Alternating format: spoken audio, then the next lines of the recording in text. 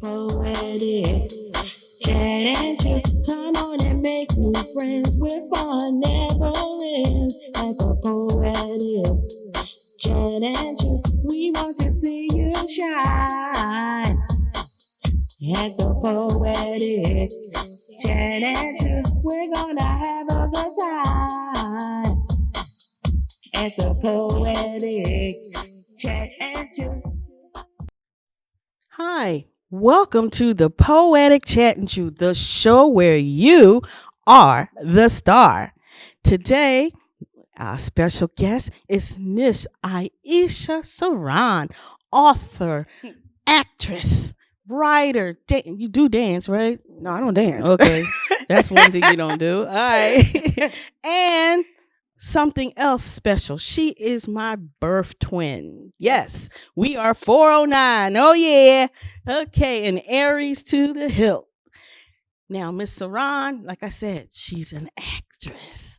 So, how are you today? I am very good. Thank you for asking. Yes. What is your latest project? So it's funny you say that. I recently, just yesterday, woke up to an email of being offered a role in the production. So a web series episode type of thing, like for series. That's all I'll say. Can't say too much, but for a series. And also, I am in a play right now. The play will come out in March. So we're on hiatus from rehearsals right now. But that will be, I believe, March 22nd is the day. Mm-hmm. So I'm also in that. And I'll audition when I can, And also I am in another show called The Educator, but we're also like on hiatus right now from filming. So that's also a series coming out of Philadelphia as well. Okay. I also heard that you have done a TV series. Yes, I have. Yeah, I've done a couple in the past. Yeah. So, and also I'm a teacher. So that's part of the reason why I'm not able to act full time, at least not yet. That's the goal for the future. But I am Monday through Friday with my kiddos that are very animated themselves. So that's a show in itself. Okay. Do you think you'll build a series around your students? I do. I mean, there's Abbott at Elementary already, but... Yeah, but honestly, if I were to do a show, it would probably be a little darker, honestly, because the teacher world, as you know, because you're a former educator as well, we have that in common as well. Yes. And we are both very unorthodox with how we approach education. We do. So, telling that story. And what's sad is it's really not even the kids, it's the other adults, it's the staff. Yes. So that will be a big part of the show. But I have a certain idea with that. Yeah, I can see it. Because people need to know what really is going on. I had considered doing something like that, like you said, the darker side, but then it would put the other people in a bad light. Yeah, because it would show that the educators that these students are depending on, they're too scared to actually show a real concern for the students. And that's probably why Abbott Elementary is so popular, because a lot of times things that are kind of dark you can put under the light of comedy. You know what I mean? But you are telling the truth about what does go on. So yeah, because they need to know. Because like some of the parents that I encountered, they were like, nobody talks to my kid like that but me. Oh yeah. And yeah, but don't you know that we're doing this out of survival? It's not just that we're teachers or educators and we're getting paid to do this. We're also that happen a lot. Yeah, we're trying to survive your kid. Absolutely. What you don't see when you're not there, they go home and go, well, he did this to me. Ain't nobody do nothing to him. Exactly. So it's the importance of just consequences, standing by what you say, backing up what you say, and having fun, of course. But it's like, hey, this is what we're doing. This is what we're not going to do. Right. And I've been an educator for the past 10 years in different capacities. And I was telling coworkers as well, like, you get a really thick skin when you teach. You can't take things personally. You teach to the topic. And I'll tell my students now. And then my students, have special needs. I'm like, hey, we all have special needs in my personal belief. So I talk to them like there's nothing, quote unquote, wrong or different. I'm like, you're like everybody else. You're going to be in the world like everybody else. So I'm going to talk to you the way you're going to be spoken to. Exactly. And that's what they respect. I get them, they'll write me letters, they give me hugs, which is great. But if they try to butter me up, I'm like, yeah, I'll take the hug, but you're still in trouble, But we can try it again tomorrow because it's not going to work. And they know that and they respect that. Right. So yeah. I believe that it took a while for me to understand that the kids want truth. Yeah. They want truth. They don't want to hear, "Oh, you're a good kid," and and you raise your hand and you'll get away with stuff. Yep. But And that's how then- they know you really don't care. Because Yeah. if they know that they're acting up and you're telling them that they're doing amazing, Yeah. then that takes away their trust. Mhm. Yep. And I don't like that system of putting a check on the board. Exactly. That's a waste of time. It is. And I'm gonna call your mom. You're gonna get a demerit. They're like, Mm. like, really? That doesn't work, and they know it. Mhm. Now, if you come out and say, "Listen, you, this is what's going to happen. I don't want to talk to you anymore about it because I'm telling you now." Mhm. Once you do that verbally, not Yep. nasty, you don't even have to raise It's just your about voice. being direct. It's just being direct, telling them I'm not putting up with it. Get out. It's a statement. You know, It's a It's a statement. statement. They Yep. understand that, and then they respect you more, and you'll get more out of the kid. Like, I don't know, because that was my way of doing things. I got more work out of the kids, Mhm. and then after a while, they start coming to my room. Like, I'm like, themselves. I'm like, no, you can, this is not a fun place. No, but that's the thing. But then they want to be there. But it relates to funny with my book as well, because the stuff I talk about as relates to adults, because, you know, children grow into adults, as we all Yes. have, right?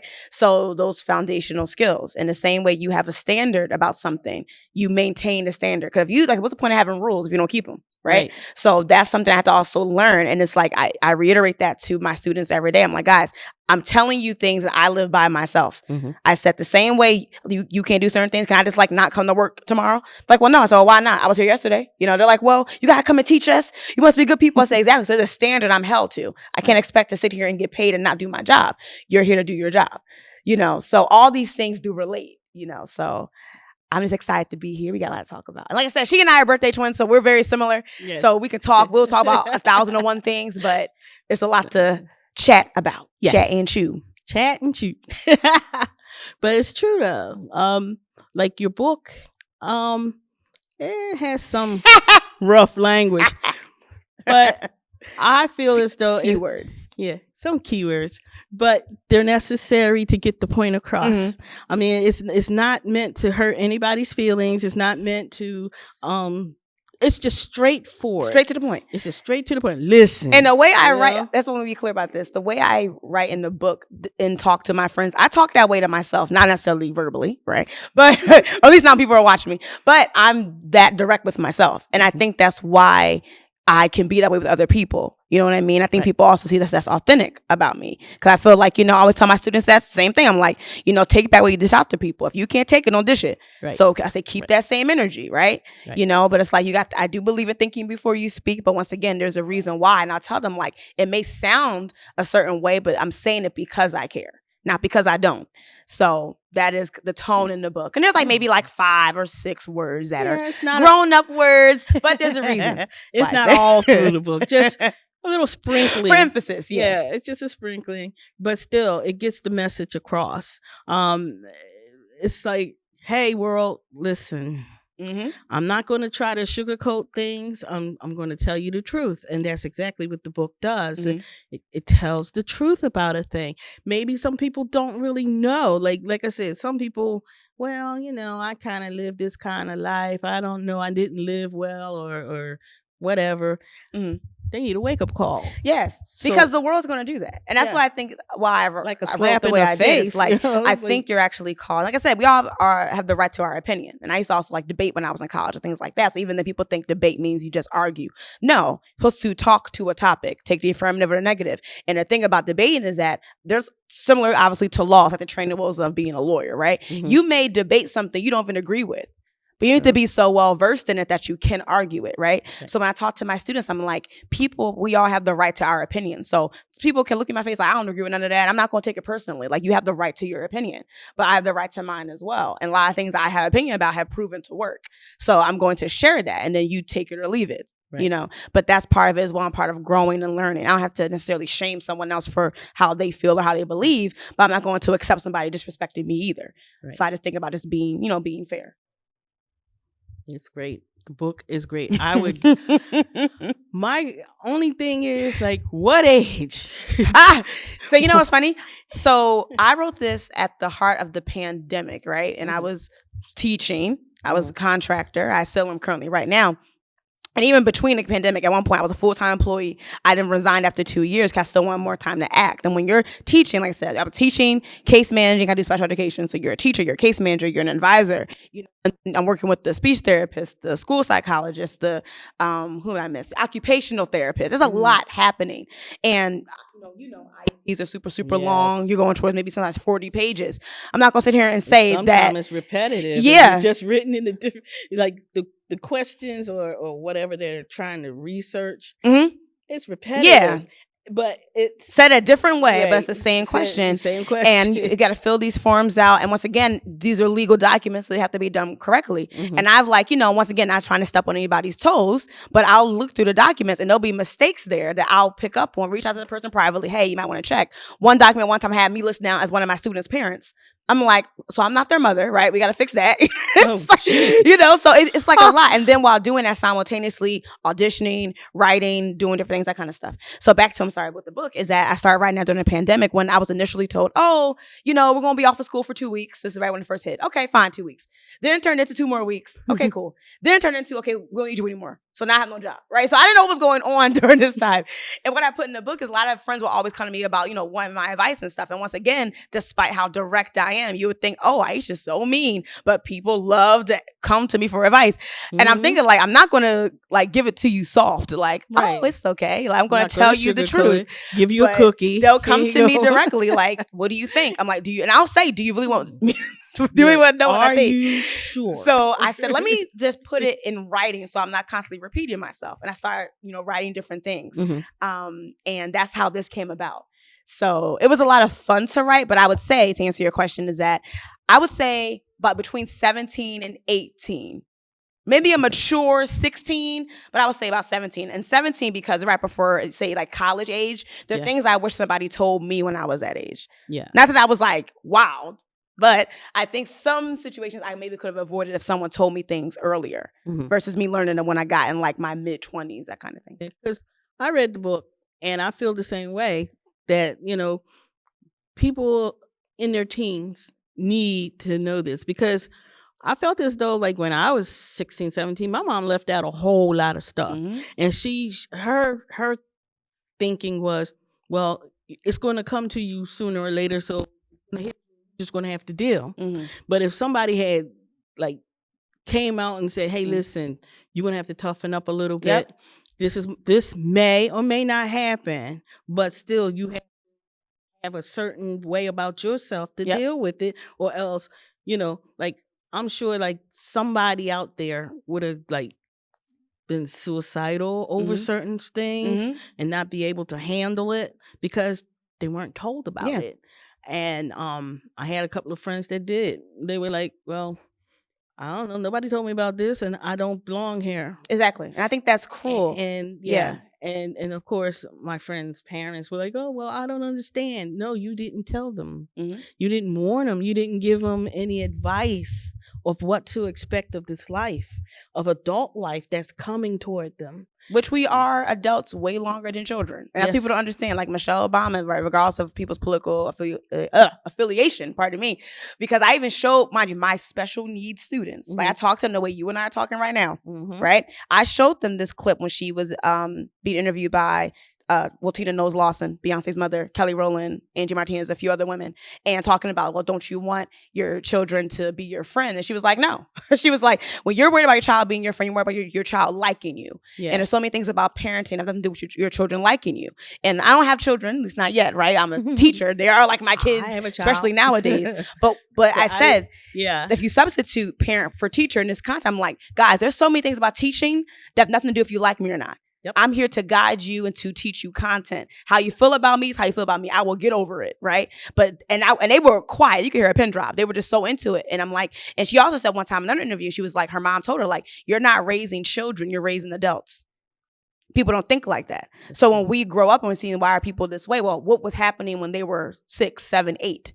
Like, you're not supposed to be in love with your children. No. You should love them, and that love comes through discipline and through guidance. Right. You know what I mean? They're not dolls, they're humans, and they need to understand how things are going to be. Because if you don't do that, then I told my kids, I'm like, well, I say kids, I mean my students. I'm like, if I don't tell you this now, you're gonna go out here in the world and then like, why didn't Miss Patterson warn me this? You think you can act in your kind of way and get stuff? That's not how it works. If I don't tell you, the world gonna tell you. So I said, I'm teaching you this now at 10. So when you get 16, you're not completely shocked. You know, that's life. And lost. Lost. At least you know you have a direction and you have somebody that actually is in your corner. Because some people, like when I was working for the school district and everything, a lot of the kids would come to me and tell me what's going on at home. And not that I wanted to know, I didn't, because that's not my place. Exactly. But they felt as though they couldn't talk to their parents because the parents were like, this is my doll. Like you said, they're dolls. Yep. And, oh, this child, oh, no, there's nothing wrong with them because I do this and I do that. No, but you're not listening to your child. You're not listening to your child. You're oh, I hear you.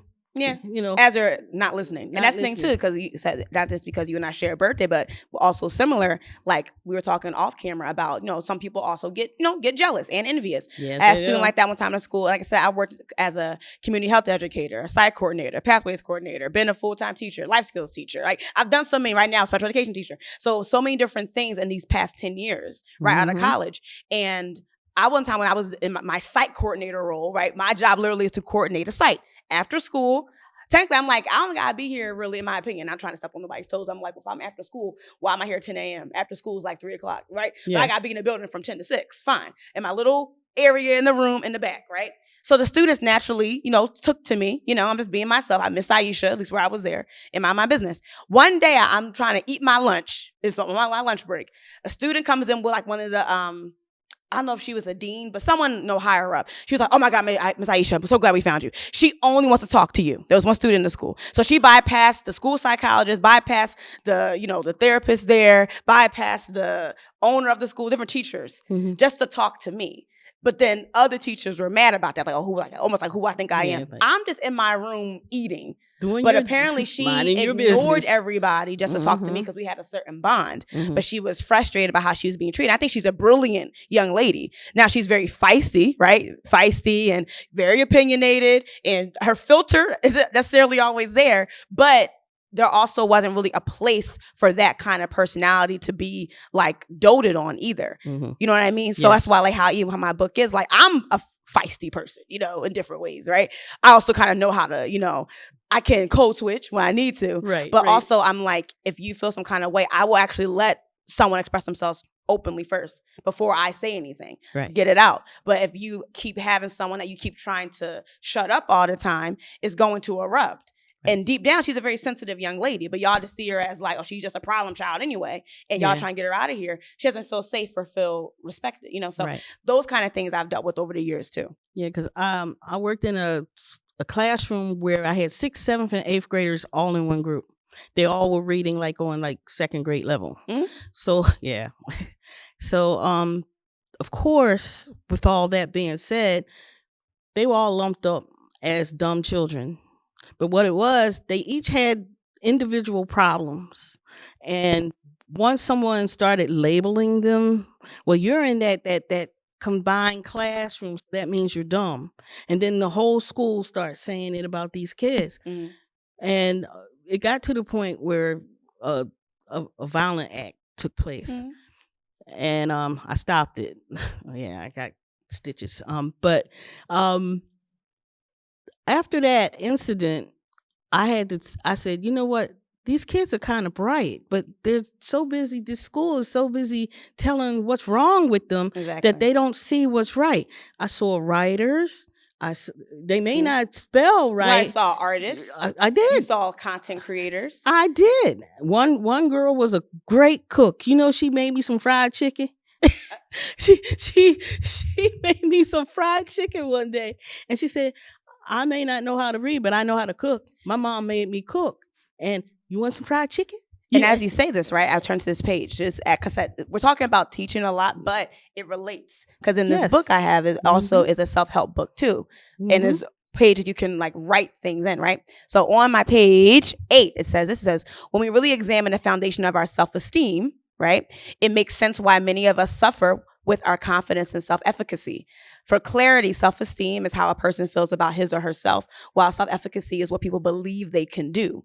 Right. So I said the two go hand in hand and are necessary to achieve any level of success. So once again, everything we're talking about, if you're having children, you're placing somewhere, telling them what they can't do, then you wonder why they act the way they act. That may be the next neurosurgeon, but you told her she was dumb. Or, you know, like I said, and also like not saying that I don't believe that any of my male students can be athletes, because a few of them, one in particular, I really think you probably could do it. You know what I mean? But I also want them to know, like, if you don't make the NFL or NBA, there are other things. You could be an engineer. You can be an inventor. I know a black man who was an inventor. He said as a kid, he wanted to be like Steve Urkel. He literally has board games he's invented. I mean, he's crazy with what he has done. And I want to actually bring him to the school if I can talk to specifically my students. Come like, no, because a lot of times my students get it ignored, or like they're seen, like not directly to their face, but why are my students not included in things other students do? So I make our class fun. That's exactly what happened to this group. They weren't allowed to go to any assemblies, go on any trips. They weren't allowed to do anything because they were the dumb class. They were the bad class. But I told them, once I found out all these talents, I said, you've been lied to. You've been had. And they're like, what? What are you talking about? I said, you've been had and you fell for it. And then after that, the levels start going up.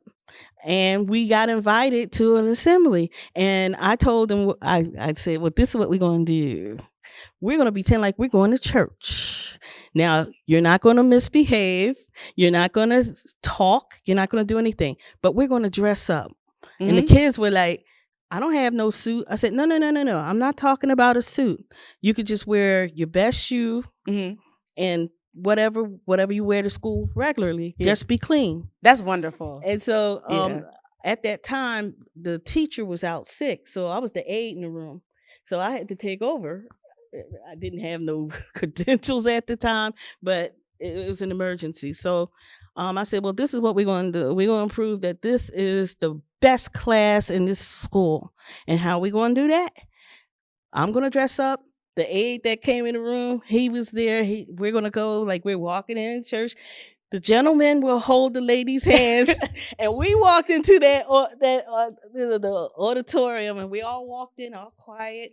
The gentleman seated the ladies, and then they sat down. And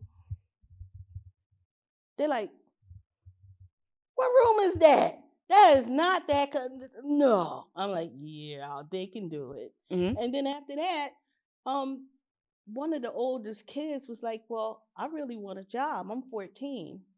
Where can I go for a job? I said, well, you're a little underage, but there are programs in the rec centers that have programs for you to work.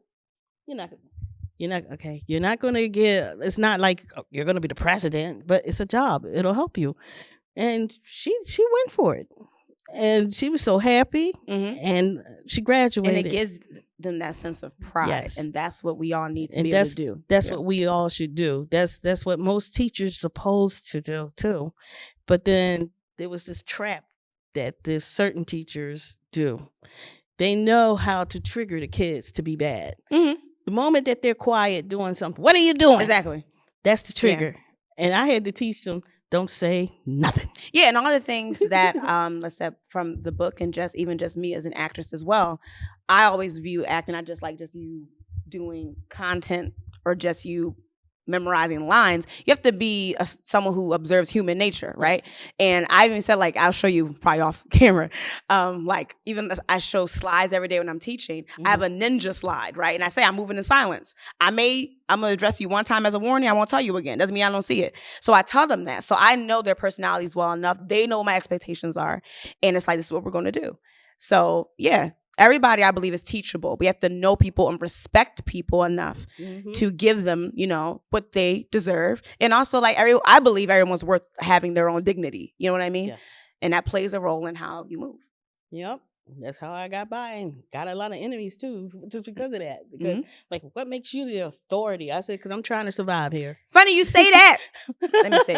Because my one chapter, I'm not going to say. I will admit one of the grown up words, but the chapter be a bee. You know that chapter. And I quoted the one and only Diana Ross. I only gotta look at it. I know it by heart. I'm gonna say it. So it goes. And I have all different sides of me, just like everybody else. Sometimes I'm really uptight and rude and nervous. And sometimes I'm sweet and wonderful and loving and everybody loves me. And sometimes they hate me, right? And that is what it is to be a person who knows who you are. Mm-hmm. Some people are going to love you. They're going to hate you. They may be indifferent. And you have to be able to know and love yourself enough that it doesn't bother you. Right. And people respect that, whether they like it or not. Yes, they do. And just, hello, go with it. And go with a smile. Mm. And if it hurts you, don't let no one see it. Because that's how I feel. It's like, okay, so you hate me. Yeah, you hurt me right now, but tomorrow I ain't going to worry about you. So I'm an out of sight, out of mind kind of person anyway. If I really don't see it like... Now, if you hit me, that's different. But there's so many things that... And my one girlfriend, she told her 4 minutes. Her nephews recently, and they're little guys. One in particular, because he's more sensitive. Okay. And she said to him that, he was crying about his brother was teasing him. Little brothers tease. She was like, you know how long you going to live? And a lot of people are going to be laughing at you. Mm-hmm. And I mean, and I'm grown, but that helped me too. It's like, that's the truth. Like I even told my students, there's going to be a lot of times in life you're going to be unhappy. You got to learn how to sit in that. Yep. So, but that's what it is. Got to be a duck with the water coming off the back. Or as I call it, wrecking. You wreck their nerves. That's why they hate you, because you don't wreck their nerves some way, somehow. Something about you they don't like, and they can't stand it. Just smile, go, made you look, Now, do you know my favorite chapter that I wrote? Which one? The one. It was chapter 3. Well, we're going to have to cut this short. I'm sorry. We have 3 minutes or less. So we're going to cut this short for now, and we'll come back in a few minutes. Okie dokie. Okay. We'll have a break. Wow. This has been really special. And what is your favorite chapter of the book, The Saran Strategy? Thank you. Well, I would say chapter 3. Called The Power of the P's, Your Value as a Woman. I love writing that chapter. Talks about standards and just making sure you know your worth. So my book right here, The Saran Strategy, The Black Girl's Guide to Healing, Building, and Branding, can be found on Amazon.com. Also, I'm very accessible via Facebook at just Aisha Saran, AISHA space SARAN, like Saran wrap, but pronounced Saran. For my second middle name. And also I'm on Instagram as Miss MISS_Saran9 all together. Okay. Well, I think that wraps up everything. Yes. Will you come back another time? Of course. We got more to talk about. and I will allot more time than just a half hour. I will definitely do that. Well, thank you for watching the Poetic Chat and Chew and hanging with our special guest, Miss Aisha Saran of the Saran Strategy. Well, thanks, folks. And as always, love, peace, and come on back next time.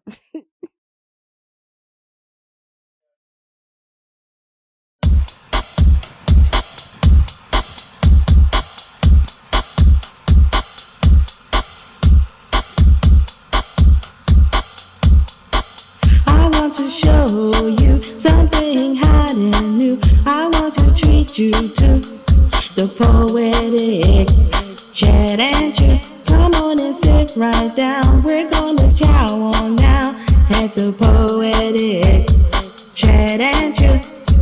Food, folks, art and things. A good time without losing your purse strings. All we want to do is bring out the artist in you.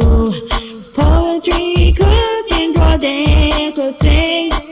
This is the place to show off your thing. Oh, come on and have your say. Become a star today at the Poetic Chat and Chew. Come on and make new friends where fun never ends at the Poetic Chat and Chew. We want to see you shine at the Poetic